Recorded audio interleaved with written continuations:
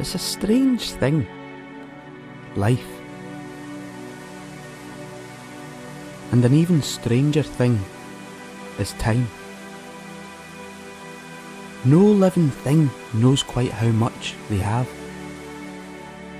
Wandering in an innocence, unaware of when the clock will stop ticking. So when you consider how rare and raw life is, you begin to think about how best to live the time that you do have. How do you make your life count? How can you leave a legacy? Throughout the course of my own life, I've spent time in a number of ways. And there are many moments I reflect on with a manner of regret. But one thing I never regret is spending time in the wild. There's something satisfying about moving through a functioning ecosystem. It triggers instincts and feelings which have been wired into your genes for thousands of years. I think it would be a slight crime to call it a pastime. I see it more as a biological necessity, like water and air. Time in the wild can solve a manner of problems. It's something I hope future generations can experience. I actually hope they have a better experience of the natural world than I did. You see, the wild can be a tricky place to find. But I'm not going to depress you and tell you that we're doomed.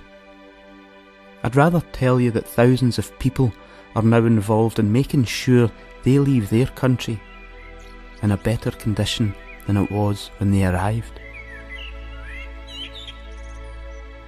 Now is the time when native forests grow up the side of the hill again. When fish spawn in rivers of which they were previously absent. When the seabed is left alone to recover. When natural processes restart and missing species help us put right hundreds of years of overindulgence. So if we think about our legacy, surely we need to find our place in the landscape again. Living in a more harmonious fashion with our surroundings, and playing our part in a picture which is much bigger than one species alone. Think about a wee fish, travelling thousands of miles through sea and river, and their primal incentive is to give life to a generation they will more than likely never lay eyes on. How poetic and meaningful and fulfilling would it be if we could help encourage the wild for the benefit of those who we will never know. Helping not only our country, but our planet to breathe, function and prosper.